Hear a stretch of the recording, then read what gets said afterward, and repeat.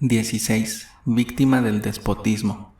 Vaninelli dirigió al gobierno el parte con el mismo laconismo y sencillez que acostumbraba el cabo Franco a hacer sus arengas y proclamas a sus soldados en los momentos de peligro. Llegué a marchas forzadas cuando menos esperaba, decía el parte de Vaninelli. Mi vanguardia derrotó completamente a los revoltosos en la medianoche del 8 de 1800. Incluyo el estado de muertos y heridos. En las tropas de mi mando hubo 3 heridos, uno de ellos se llama Moctezuma y dice ser descendiente del emperador de México. Recomiendo el comportamiento del capitán Franco y de los 3 reclutas heridos. Cuartel general en San Pedro, etc. También envió directamente al presidente y sin leer las muchas cartas que contenía el paquete que encontró en la casa de Valentín Cruz y permaneció en San Pedro esperando órdenes. Por extraordinario recibió la respuesta. Persiga usted al enemigo sin descanso, a los cabecillas y oficiales que coja los fusila usted en el acto y a los soldados los incorpora a su regimiento. A la llegada del parte de Vaninelli, el ministro de la guerra, o más bien sus aduladores o pegadizos, corrieron ellos mismos a la calle y mandaron repicar a vuelo las campanas de la catedral y demás iglesias, y una batería de artillería hizo una salva delante de Palacio de quién sabe cuántos cañonazos. Un taco acertó a pegar en el hombro a uno de tantos muchachos curiosos y fue esta la mayor desgracia que ocurrió en tan célebre campaña, pues el tal muchacho, que cayó como si hubiese recibido la bala en la cabeza, fue conducido al hospital de San Andrés y no salió sino al cabo de 2 meses y con un hombro más alto que el otro. El presidente, con tanta felicitación como recibió y tanto adulador que aprovechó la ocasión para pedirle dinero y empleos, dejó como olvidado en su mesa el paquete y no fue sino hasta 8 días después cuando tropezó con el pliego. Mandó al ayudante que cerrase las puertas, que nadie lo interrumpiese y se puso a examinar uno por uno los documentos que contenía. Eran cartas y papelitos sin firma, de diversos caracteres de letra, los unos incomprensibles pero que daban a entender que entre Valentín Cruz y los corresponsales o correspondientes de México había relaciones anteriores e íntimas. No de asuntos privados, sino absolutamente políticos. Otras cartas estaban firmadas y se reducían a negocios de agricultura, comercio y arriería, pero en las fórmulas y frases se adivinaba que contenían una clave que el presidente reconoció desde luego, pero que era imposible descifrar. Por ejemplo, se decía: tendré listas 1000 pacas de algodón para conducirlas a Guadalajara y usted disponga de ellas. ¿Quién diablos había de mandar 1000 pacas de algodón a Guadalajara cuando no existía ninguna fábrica de tejidos? Así, evidentemente, lo que significaba esta carta era que irían 1000 soldados o 1000 revoltosos o 1000 indios. También podrá conjeturarse que se mandarían 1000 pesos o 1000 pesetas para fomentar con esta suma un tumulto, una sublevación o un pronunciamiento en forma, como sucedió. Pero ¿quién era el que tenía listas las misteriosas pacas? Anda, vete a saber, imposible de adivinar. El presidente leía otro papel y se perdía en conjeturas. Después de recorrer rápidamente tal género de documentos, si no pudo descifrarlos, sí adquirió el convencimiento de que se tramaba una grande conspiración en toda la República, cuyo centro era el estado de Jalisco, en su capital o en alguno de sus pueblos, como en efecto aconteció en San Pedro. Ya no le cupo ninguna duda, y pensó, con razón, que Valentín Cruz era uno de tantos agentes, o quizá el principal, pero que en México existía el directorio, compuesto de personas de categoría y de importancia. En este examen, que había ya durado más de 1 hora, llamó particularmente su atención la diversidad de caracteres de letra. Algunas se parecían a las de sus ministros y eran, como maliciará el lector, por lo que antes hemos dicho, obra de la sorprendente habilidad de Lamparilla, escritas con más precauciones y misterios de lo que eran necesarios, para el caso ya previsto de que si caían en manos de la autoridad, las sospechas recayesen en los elevados funcionarios que estaban cerca de la persona del presidente y a quienes otorgaba su entera confianza. Inquieto, disgustado y cansado el presidente y doliéndole la cabeza, se disponía a clasificar las cartas ya leídas y a colocarlas en su cubierta, cuando observó que había en el suelo 2 o 3 papeles que se habían caído sin que lo hubiese notado. Uno de ellos era una carta firmada. Enterado de todo, apresure usted los negocios porque urge. Mándeme, si le es posible, dinero que necesito con urgencia para seguir los trabajos. Más de 1 semana he estado enfermo y por eso no le he escrito. Sabe de corazón que soy su amigo, licenciado Bedoya. Me la va a pagar este pícaro, dijo el presidente luego que acabó de leer la carta. Le voy a secar en una prisión hasta que no me descubra el hilo de esta revolución. Más adelante lo mandaré fusilar. Estoy rodeado de malvados y traidores, y mis mismos ministros son los primeros que conspiran contra mí. Con razón me decía Basadre que si me echaba en manos de los monarquistas correría la misma suerte de Guerrero. Ya veremos, los tengo entre mis manos. El presidente clasificó cuidadosamente los interesantes papeles, los colocó en una cubierta, los ató cuidadosamente con una cinta, los guardó en un armario, los cerró, se guardó la llave en el bolsillo y dijo muy satisfecho, tocándose el pantalón: «Aquí los tengo a todos presos y no saldrán sino a la horca o al destierro. Este Vaninelli vale la pena. Cuando acabe su campaña y vuelva a presentárseme, lo recibiré con la banda de general de brigada. Me ha quitado de encima una guerra extranjera batiendo a los bandidos de Río Frío y ahora una formidable revolución que me hubiera lanzado quizá de la silla presidencial. A los 3 reclutas los haré oficiales y al capitán Franco teniente coronel». Cuando los ministros entraron al consejo, el presidente estaba muy alegre y los recibió con más afabilidad que los días precedentes. Las inocentes criaturas no sabían lo que se les esperaba. Durante algunos días les dictaba acuerdos muy largos, que guardaba disque para rectificarlos, y era para comprobarlos con las cartas y papeles de Valentín Cruz, hasta que adquirió la más perfecta convicción de su culpabilidad, menos la del ministro de Hacienda, no habiendo encontrado semejanza de su letra en ninguno de los papeles que había registrado. En la noche llamó a los jefes del partido moderado y convino con ellos un nuevo ministerio. El periódico oficial dijo al día siguiente: «Nuevo gabinete. Habiendo renunciado por razones de conveniencia pública y a causa también de su quebrantada salud, los señores ministros de Relaciones, Justicia y Guerra, su excelencia el presidente, con mucho sentimiento, ha tenido a bien admitírselas, disponiendo que queden los oficiales mayores encargados interinamente del despacho hasta que se forme un ministerio en que estén representados todos los partidos y se satisfagan las justas aspiraciones de la nación». El presidente ordenó a un ayudante que fuese a la casa de don Pedro Martín de Olañeta y quisiese o no se lo trajese en el acto. «Señor don Pedro», le dijo en cuanto se lo presentó el ayudante, «me va a prestar un servicio, o mejor dicho a la nación. Va usted a hacerse cargo del juzgado. He separado a ese bribón de Bedoya y ya verá la suerte que le espera». «Señor general, me honra usted mucho, pero necesitaría antes...» «Será después», le interrumpió el presidente. «Tendrá usted mi apoyo y se llenarán para el gobierno los deseos de usted para el buen servicio. No necesito recordarle lo que me ofreció cuando...». «Es verdad».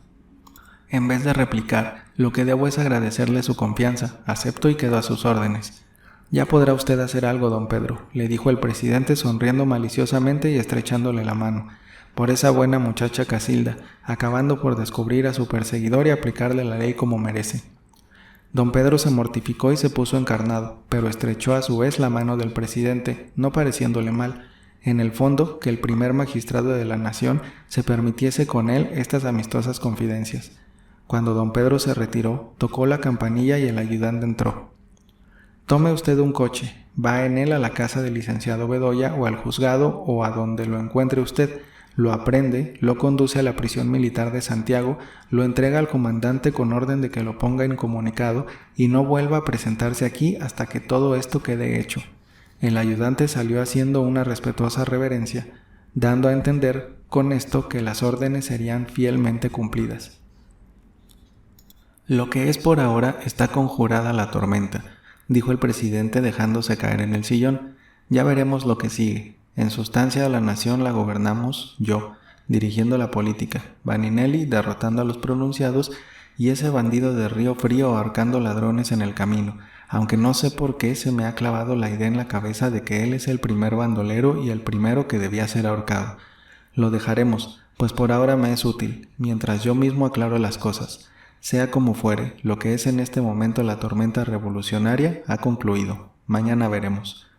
Una tempestad en un vaso de agua. No es nuestra idea el ocuparnos a cada momento de política y de periodistas, pero no podemos dispensarnos de aprovechar la ocasión para hacer un justo elogio de los adelantos de la prensa y de poner de manifiesto el juicio, el tacto, se ha dicho de una vez, la filosofía, con que trataban las más espinosas cuestiones los mismos escritores que al principio de esta historia publicaron tan voluminosos artículos relativos al caso raro del rancho de Santa María de la Ladrillera, y llamaron justamente la atención del gobierno y de los doctores de la universidad sobre el fenómeno digno de estudiarse que presentaba el vientre de doña Pascuala. La edad, la experiencia y el estudio habían dado a sus artículos cierto aplomo y solidez de que antes carecían, y sobre todo no escribían una línea sin estar absolutamente seguros de la verdad. El lector podrá juzgar por el artículo siguiente, publicado en el famoso diario que redactaban y que por un efecto de modestia le habían puesto el título de La Sabiduría. Dios salve a la República. Retiramos el editorial que teníamos escrito sobre las importantísimas cuestiones de la contrata de carros nocturnos y limpia de las atarjeas, para dar noticia a nuestros lectores de los graves acontecimientos de estos últimos días que han conmovido profundamente a los ilustrados habitantes de esta grandiosa ciudad de los palacios, como la llamó el riquísimo y noble italiano conde de Beltrani, que la visitó hace 40 años. Asesinatos, robos, asaltos, combates, pronunciamientos y quién sabe cuántas cosas más. Vamos por partes, aunque de verdad son tantas las ideas que se agolpan a nuestra frente que no sabemos ni por dónde empezar. Era una noche de las más tenebrosas que hemos tenido en la temporada, y el bello cielo de México se convirtió en una inmensa carpeta de terciopelo negro que se iluminaba a cada minuto con la pálida luz de los relámpagos. Cayeron rayos, no sabemos cuántos, pero nosotros, que no quisimos dormir para poder dar, si era necesario, en la sabiduría, una descripción de la tempestad, contamos 7, de los cuales 1 cayó en la torre de San Agustín, 2 en la de Santo Domingo, bajando por la pared, haciendo una cuartedura y llevándose la reja de una ventanilla. De los demás no sabemos a punto fijo, pero fueron por el puente de la Leña y la Soledad de Santa Cruz. Fue esa noche tremenda la que escogió una banda de ladrones para llevar a efecto el horroroso atentado que hacía semanas meditaban. Se trataba de robar y asesinar a una mujer muy rica que conoce todo el que tiene afición a las variadas frutas que produce nuestro fértil suelo y que se llama Cecilia la Trajinera, porque tiene canoa y comercio en Chalco. Esta trajinera vive sola, porque nunca se ha querido casar, con 2 criadas y 2 o 3 remeros que hacen de noche el oficio de serenos, en una casa muy vieja pero muy grande, situada por el callejón de la Trapana, y que se comunica con la acequia. El plan de los ladrones era meterse por unas ventanas que tenían rejas de madera ya apolilladas, pero como Cecilia compuso la casa y cambió las rejas de madera y puso otras de hierro, se les frustró su primitivo plan, y entonces apelaron a hacer una horadación, lo que llevaron a efecto sin costarles trabajo, porque las paredes, aunque gruesas, se están desmoronando. Se proponían matar primero a los remeros, entrar después por el agujero, apoderarse de Cecilia y de las 2 criadas, amarrarlas, asesinarlas y después robar cuanto pudieran, pues Cecilia es muy rica y tiene guardado mucho dinero en oro en un ropero colorado antiguo y con pintarrajos por dentro que nosotros hemos visto cargar enseguida una canoa con todo el robo y ellos, haciendo de remeros, dirigirse a Chalco, forzar las puertas de la casa, pues como hemos dicho, Cecilia es muy rica y tiene una magnífica casa en Chalco, aunque muy aislada, robarla también y largarse a Tierra Caliente, tomando el rumbo de Acapulco, donde es imposible toda persecución, pues la tropa o policía que se atreve a pasar el Mexcala es víctima de los pintos y del mal clima. Qué plan tan diabólico, pero qué bien combinado. Pero el de Cecilia fue mejor. No sabemos cómo se puso al tanto de lo que maquinaban los ladrones. El caso es que se cayó la boca, los dejó hacer la horadación y estuvieron ella y sus criadas velando durante 8 días. La noche del aguacero y de los rayos oyeron un ruido como de ratas que escarban y roen. Se armaron de unos cuchillos muy afilados y se pusieron al lado de la horadación. Pasadas las 12 sintieron pasos en la calle, oyeron que varios hablaban en voz baja y a poco fue presentándoseles la cabeza de un ladrón que penetraba como la culebra en su nido. Agarraron las mechas de la cabeza, tiraron al ladrón para adentro y antes de que pudiera gritar y advertir a los que estaban afuera, lo cosieron a puñaladas.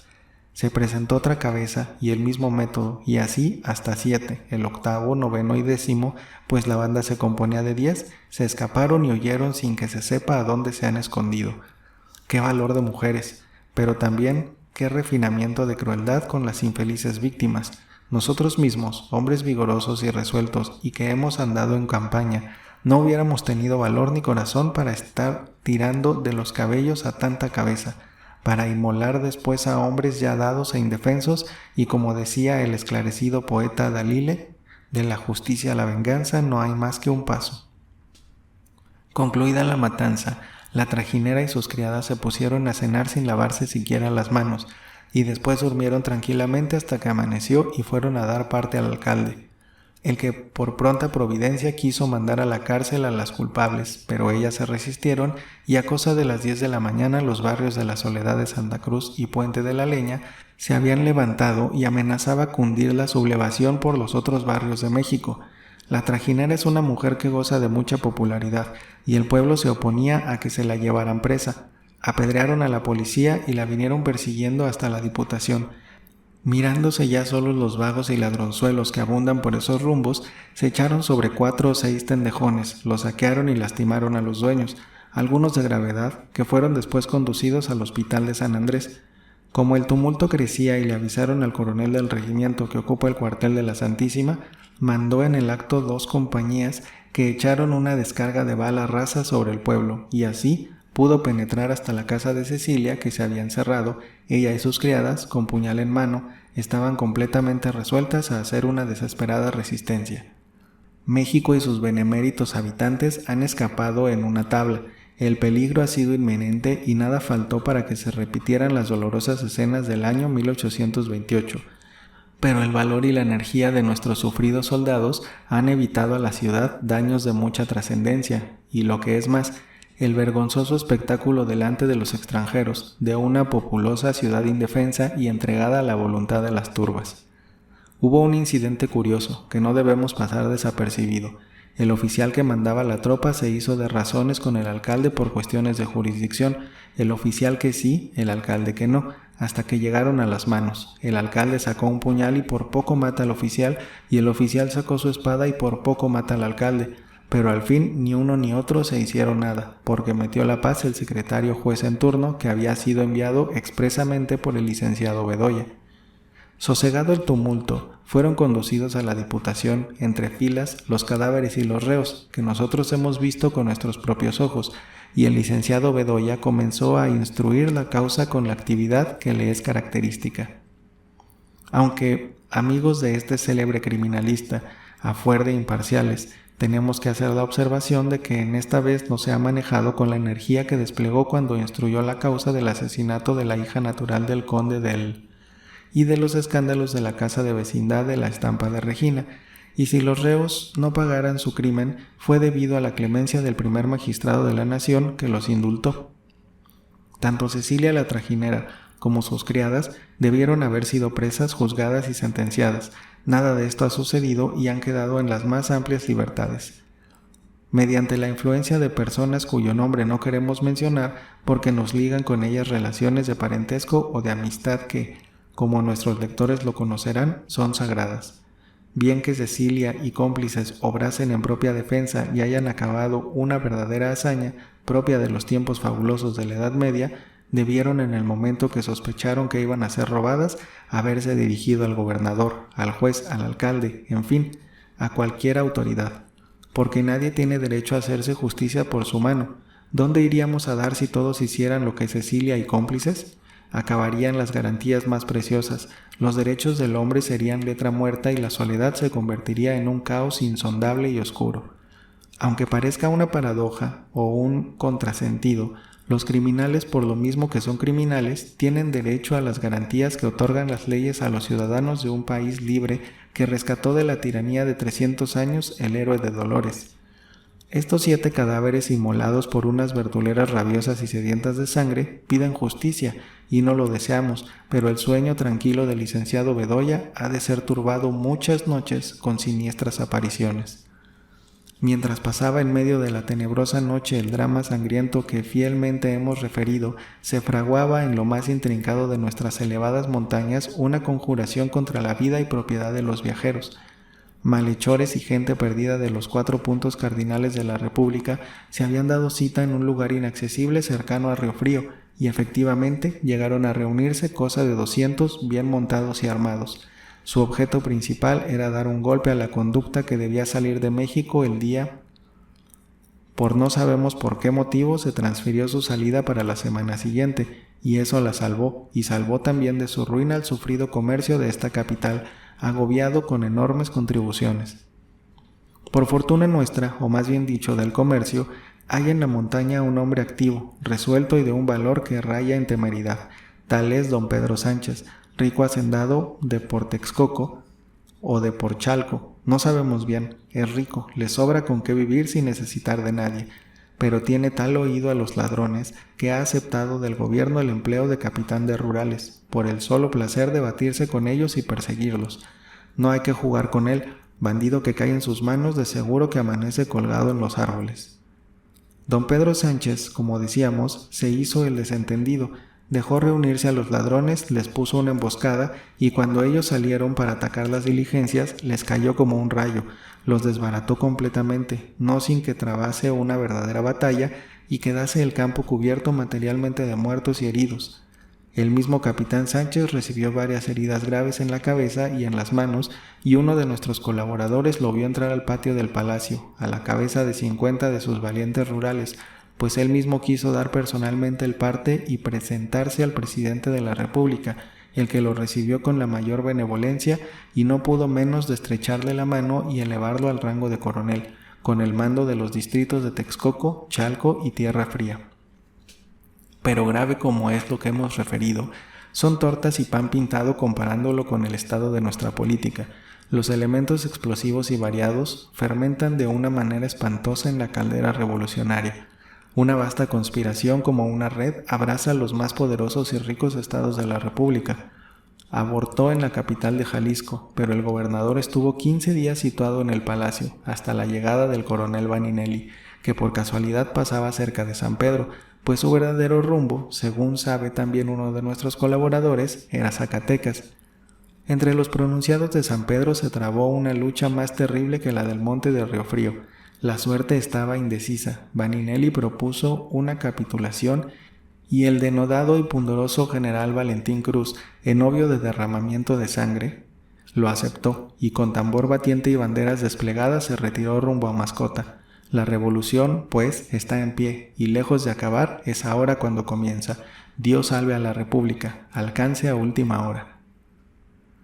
Impreso ya nuestro diario, hemos adquirido nuevas noticias y tenemos que hacer algunas rectificaciones. Los asesinatos del Puente de la Leña no fueron 7, sino 1 dentro y otro fuera, que era remero. El principal culpable, llamado el Joaquinito, ha sido aprehendido y está incomunicado. El capitán don Pedro Sánchez entró a palacio, no con 50, sino con 5 hombres de escolta. El denodado general Valentín Cruz no capituló, sino que fue batido y merced a su sangre fría y valor pudo escapar a uña de caballo. Lo oran nuestros valientes soldados, Dios salve a la República, a última hora. Vuelven las nubes encapotadas a cubrir nuestro horizonte político. La casa del licenciado Bedoya ha sido allanada a deshoras de la noche y él, desnudo, arrebatado de su sueño tranquilo y conducido a la fortaleza de Santiago. Esto es muy grave. La prisión de un personaje tan importante como el señor Bedoya y Rangel es un verdadero acontecimiento en la capital. Mucho tememos que tan distinguido ciudadano sea una víctima de la tiranía. Con razón tenemos que exclamar al terminar nuestro artículo: Dios salve a la República. Redactores.